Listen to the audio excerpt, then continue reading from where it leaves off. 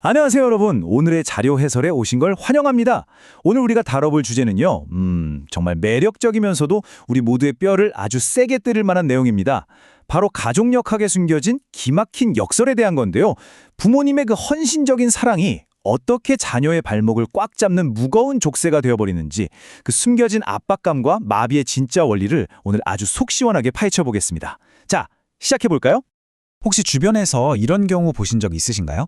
남부럽지 않게 전폭적인 지원을 받고 자란 외동아들이나 딸, 혹은 꽤 부유한 집안의 자녀들이 이상하게도 자기 길을 찾지 못하고 방황하거나 옴짝달싹 못하는 그런 상황 말이에요.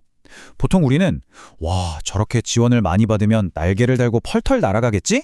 라고 생각하잖아요. 그런데 현실은 정반대일 때가 너무 많아요. 도대체 왜 그런 걸까요? 진짜 미스터리하지 않습니까? 부모님이 자녀에게 쏟아붓는 그 엄청난 시간과 열정, 그리고 모든 자원을 총동원한 헌신적인 사랑, 다들 잘 아실 겁니다. 그런데 막상 자녀가 내놓는 결과물은요, 눈부신 성공이 아니라 그저 짓눌리는 압박감일 때가 너무 많습니다. 아이는 마치 보이지 않는 꽉 막힌 감옥에 갇힌 것처럼 답답해하고, 오히려 학업이나 삶의 성과는 뚝뚝 떨어지죠. 선의로 가득 찬 부모님의 헌신이 자녀에게는 일종의 마비 증상으로 나타나는 정말 안타까운 모순이 아닐 수 없습니다. 제1장 에너지 질량과 기대 심리입니다. 부모 자식 간의 이런 기이한 현상 밑바탕에는 아주 놀라운 원리가 숨어 있습니다.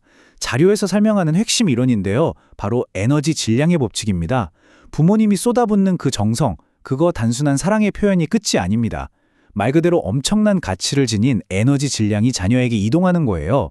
누군가로부터 이렇게 큰 에너지를 받았다면 우리는 그걸 그냥 꼴꼭 삼킬 수만은 없거든요. 반드시 그 무게만큼 대가를 지불해야 한다는 피할 수 없는 무의식적인 빚이 턱하고 생겨나는 겁니다. 숫자로 한번 생각해 볼까요? 상대방으로부터 70%라는 거대한 에너지가 나한테 훅 넘어왔다고 쳐보죠. 그럼 내 마음속 깊은 곳에서는 무의식적으로 나도 똑같이 70%의 질량을 되돌려줘야 해 라는 원칙이 자동으로 성립됩니다. 부모님들 겉으로는 우린 바라는 거 없다, 너만 잘 크면 돼 라고 하시잖아요. 그런데 무언가를 그토록 쏟아부은 이상 그 질량에 상응하는 기대 심리를 무의식적으로 딱 갖게 되는 건 인간의, 아니 자연의 당연한 이치라는 거죠. 그럼 이 엄청난 에너지의 값을 제때 갚지 못하면 대체 무슨 일이 벌어질까요? 부모의 무의식적인 기대 심리는 마치 눈덩이처럼 점점 더 무겁게 쌓여만 갑니다. 그럼 자녀는 그 보이지 않는 어마어마한 무게에 문자 그대로 짓눌려 버리는 거예요. 아이가 앞으로 나아갈 길을 못 찾고 무기력해져 있는 모습? 그건 아이가 원래 게으르거나 능력이 떨어져서가 절대 아닙니다. 이 거대한 에너지의 빚, 그 숨막히는 중압감에 짓눌려서 헉헉대고 있는 증상일 뿐이라는 거죠. 제2장 국가 간의 원칙. 자, 이제 이 법칙이 얼마나 보편적인지 스케일을 좀 키워보겠습니다. 이게 단지 가족 문제라고만 생각하셨다면 오산입니다. 국가 간의 관계를 한번 볼까요? 예를 들어 어떤 나라가 다른 나라로부터 거대한 원조라는 에너지를 받았다고 해봅시다. 그런데 시간이 지나도 그 질량에 합당한 값을 안 갚아요. 그럼 지원해준 나라는 당연히 언제 갚으려나 하고 암묵적인 기대를 품게 되겠죠. 끝까지 안 갚는다? 결국에는 살벌한 무역 마찰이 생기거나 심지어 물리적 충돌까지 불사하는 엄청난 갈등이 빵 하고 터져버리게 됩니다. 강대국이 빌려준 걸 갚으라며 무역 통상으로 목을 조여오는 그 숨막히는 갈등 상황 상상이 가시죠? 놀랍게도 그 원리가요, 엄청난 투자를 받고도 기대에 부응하지 못해 짓눌려 있는 자녀의 중압감과 그냥 100% 똑같습니다. 국가 단위든 작은 가정이든 상관없어요. 막대한 에너지를 빚지고 청산하지 않으면 그곳엔 반드시 무시무시한 압력이 발생한다는 겁니다. 그러니까 이 에너지 교환의 법칙은 문자 그대로 모든 인간관계에 다 적용이 됩니다. 부모가 헌신하면 자녀의 성공을 기대하고 국가가 원조를 주면 경제적이나 정치적인 보담을 기대하듯이요. 스승과 제자 사이도 마찬가지예요. 스승이 정말 혼신을 다해 지식을 퍼주면 제자는 그 거대한 지식의 무게 때문에 나는 정말 엄청난 성취를 이뤄내야 해 라는 어마어마한 중압감을 느끼게 되잖아요. 똑같은 이치죠. 이 극단적인 두 상황을 비교해보면 정말 소름 돋을 정도로 명확해집니다. 전폭적인 투자를 받은 아이는 부모의 기대라는 엄청난 질량에 짓눌려서 사실상 마비 상태가 됩니다. 한 발짝도 못 돼요. 그런데 반대로 아예 지원 없이 방치된 아이는 어떨까요? 받은 에너지가 없으니까 갚을 빚도 없고 자기를 짓누르는 기대 심리도 없죠. 물론 든든한 백그라운드는 없겠지만 적어도 심리적으로 짓누르는 무게감이 없으니까 누구 눈치 안 보고 아주 자유롭게 날아다닐 수 있는 겁니다. 참 아이러니하죠? 제3장 해방을 위한 열쇠. 자, 이제 이 마비에서 벗어날 방법을 찾아볼 차례입니다. 여기서 우리 아주 현실적이고 중요한 질문 하나 던져볼까요? 부모님이 평생에 걸쳐 쏟아부은 그 어마어마한 헌신의 빚, 대체 무슨 수로 다 갚죠?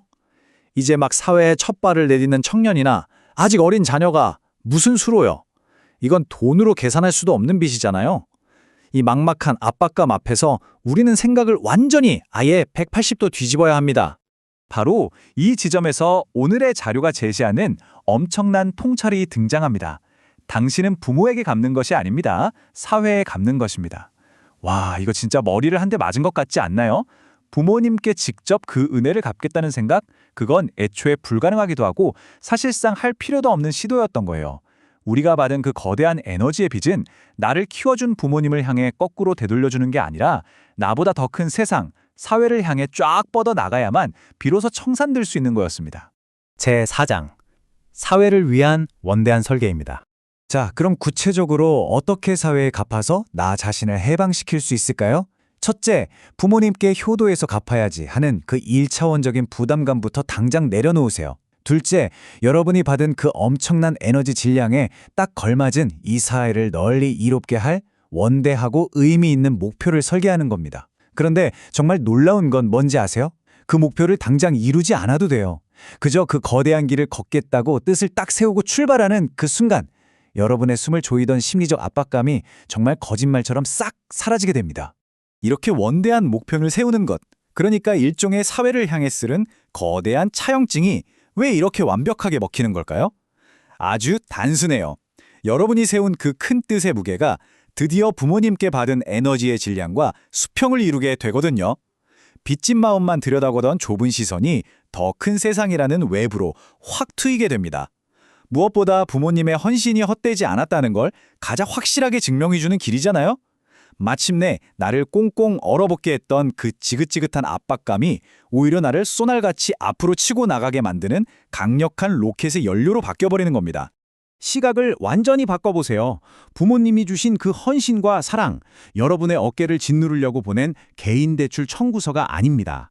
그것은 여러분이라는 우주선이 더 큰 세상을 향해 아주 위대하게 날아오를 수 있도록 부모님이 평생을 바쳐 모아주신 폭발적인 연료입니다. 이렇게 생각하면 부모님의 희생에 깊이 감사하면서도 그 죄책감이라는 무거운 족쇄를 툭 끊어버리고 진짜 자유로워질 수 있는 거죠.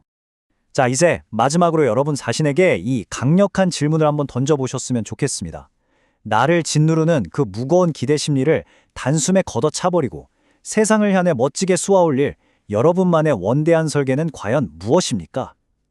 개인적인 짐에 허덕이는 대신 세상에 어떻게 공헌할 것인지 고민하기 시작하는 바로 그 순간, 여러분의 진짜 자유, 진짜 성장이 시작될 겁니다. 오늘 준비한 자료 해설이 여러분의 잠재력을 깨우는 시원한 해답이 되었길 바라며 저는 여기서 인사드리겠습니다. 감사합니다.